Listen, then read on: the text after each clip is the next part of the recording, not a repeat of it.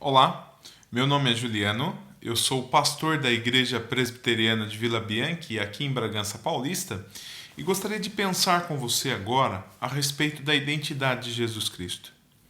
Quem é Jesus Cristo? Porque um homem que morreu há mais de 2000 anos atrás ainda atrai uma multidão de pessoas de todos os lugares do mundo para adorá-lo, para cultuá-lo. Por que ele é tão importante e presente na vida de muitas pessoas? O Evangelho de Marcos, capítulo 2, ele nos ajuda a entender quem é Jesus. O versículo 1 diz, 1 e 2: Dias depois, entrou Jesus de novo em Cafarnaum e logo correu que ele estava em casa. Muitos afluíram para ali, tantos que nem mesmo junto à porta eles achavam lugar. E anunciava-lhes a palavra. Então o texto diz que Jesus Cristo estava em Cafarnaum, ele estava em uma casa pregando a palavra do Senhor. E que uma multidão de pessoas foi então ao seu encontro. E por que essa multidão foi ao encontro de Jesus? Porque Jesus já havia feito muitos milagres no meio do povo. O capítulo 1, do versículo 21 ao versículo 28, nós vemos Jesus curando um endemoniado. Do versículo 29 ao versículo 31, ainda no capítulo 1, nós vemos Jesus curando a sogra de Pedro. Do versículo 32 ao versículo 34, nós vemos Jesus fazendo muitas outras curas. E do versículo 40 até o versículo 45, ainda no versículo 1, nós vemos Jesus curando um leproso. Então, por conta desses sinais, por conta dessas maravilhas, por conta desses milagres, Jesus ficou conhecido em todos os lugares. E muitas pessoas então iam ao encontro do Senhor Jesus. E entre essas pessoas que foram ao encontro de Jesus estava um paralítico. O versículo 3 diz: Alguns foram ter com ele conduzindo um paralítico, levado por 4 homens. Então, provavelmente, esse paralítico, seus amigos souberam então dos milagres que Jesus já havia feito e viram em Jesus então a possibilidade de cura e foram ao encontro de Jesus. Mas chegando lá eles encontraram um obstáculo, né? O texto diz que uma multidão de pessoas impediu que esse paralítico e os seus amigos se achegassem a Jesus. O versículo 4 diz: E não podendo aproximar-se dele por conta da multidão, descobriram o eirado no ponto correspondente ao que ele estava e, fazendo uma abertura, baixaram o leito em que jazia o doente. Então, esses homens, porque não conseguiram chegar até Jesus, eles sobem no telhado da casa em que Jesus estava pregando. Eles quebram o telhado. Eles baixam o doente até os pés de Jesus. E a partir daqui, Jesus começa a revelar quem ele é. Começa a revelar a sua identidade. Jesus diz no versículo 5: Vendo-lhes a fé, Jesus disse ao paralítico: Filho, os teus pecados estão perdoados. Filho, os teus pecados estão perdoados. Então veja, interessante que a maior deficiência desse homem não era a deficiência física, mas a deficiência espiritual. A sua maior limitação não era o seu problema físico, mas era o seu problema espiritual. Esse homem era um homem pecador.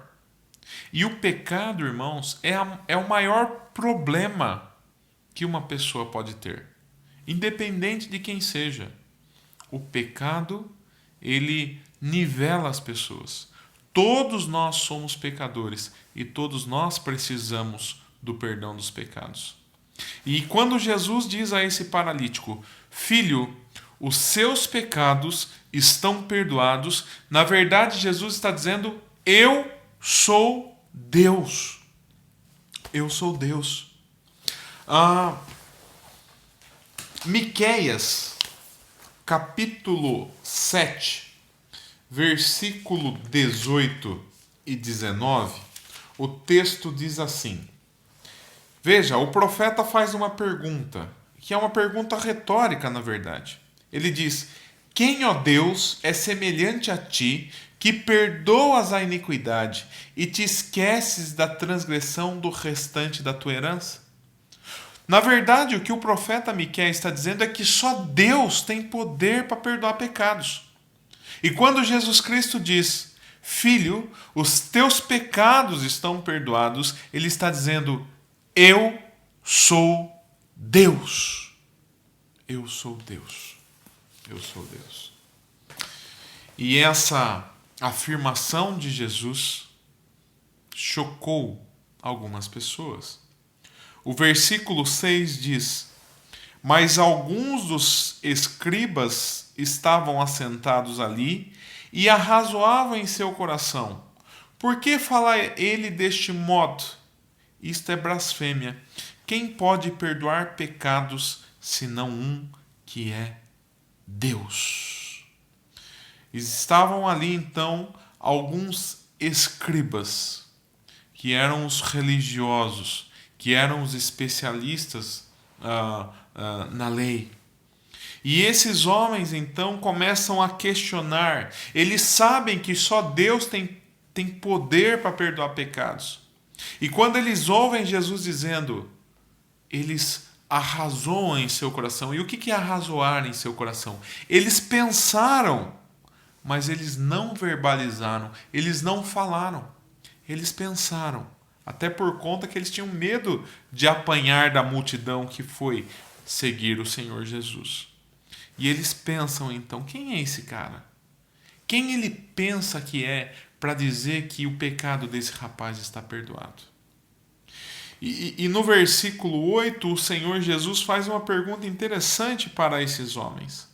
Ele diz: e Jesus, percebendo logo por seu espírito que eles assim arrazoavam, disse-lhes: por que arrazoais sobre essas coisas em vosso coração? E daqui eu vejo que Jesus está dizendo mais uma vez que ele é Deus. Veja, o texto diz que Jesus conhecia a mente e o coração desses escribas. Esses escribas não tinham falado, mas Jesus tinha acesso à mente e ao coração desses escribas. Eles estavam arrazoando em seus corações apenas. Mas Jesus, o Deus encarnado, teve acesso à mente e ao coração desses escribas. E quando Jesus mostra que tinha acesso à mente e ao coração dos escribas, sabe o que ele está dizendo? Eu sou Deus. O Salmo 139, versículo 1 em diante, diz assim: Senhor, referindo-se a Deus, a Yahvé, tu me sondas e me conheces. Sabes quando me assento e quando me levanto. De longe penetras os meus pensamentos. Esquadrinhas o meu andar e o meu deitar.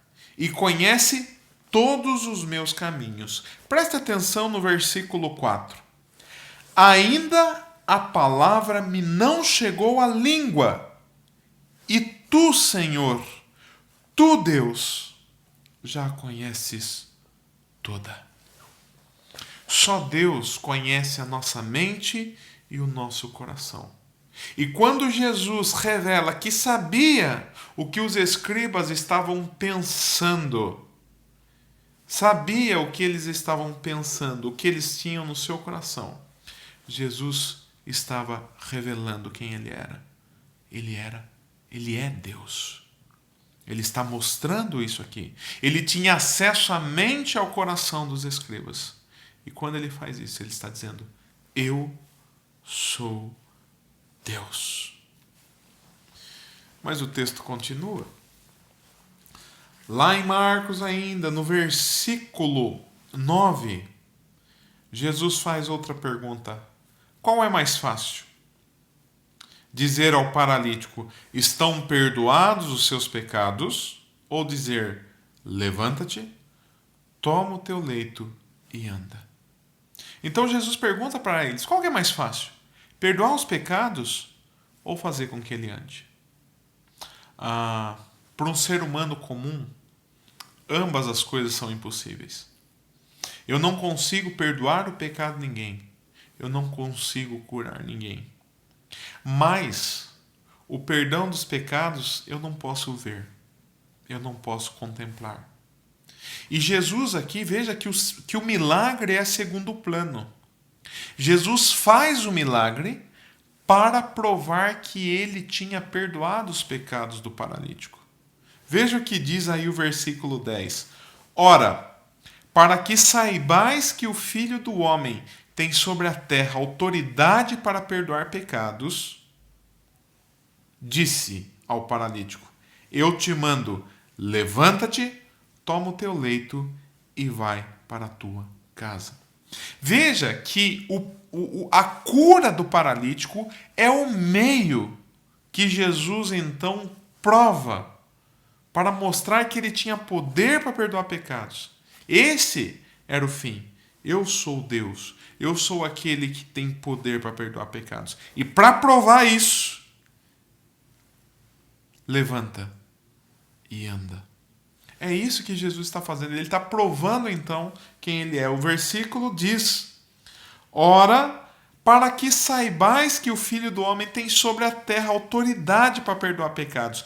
Para mostrar isso, para provar isso, com o intuito de mostrar quem eu sou, disse ao paralítico: eu te mando, levanta-te, toma o teu leito e vai para a tua casa.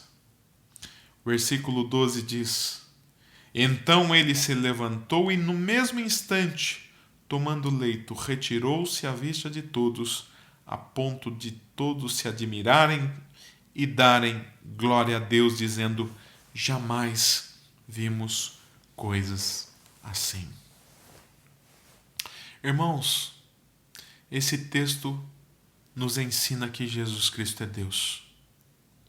Por isso que ainda hoje ele é tão presente na vida dessas pessoas. E por que é importante saber que Jesus Cristo é Deus? Porque ele faz promessas para os seus discípulos. Ele mesmo disse: eis que estarei convosco todos os dias até a consumação dos séculos. Uma pessoa pode mentir para você. Eu posso mentir para você. Mas Deus não mente. Em Números, a palavra de Deus diz: Deus não é homem para que minta, nem filho do homem para que se arrependa. Tendo ele prometido, não fará? Jesus é Deus. Ele faz promessas para nós. E todas elas ele irá cumprir. Que Deus abençoe a sua vida. Que o Deus encarnado seja o Senhor da sua vida. Amém? Se você gostou do vídeo, curta, assine o canal e compartilhe. Que Deus o abençoe. E estando em Bragança Paulista, venha nos fazer uma visita. Rua Voluntário Antônio dos Santos, 376, Bragança Paulista, Vila Bianchi. Um abraço.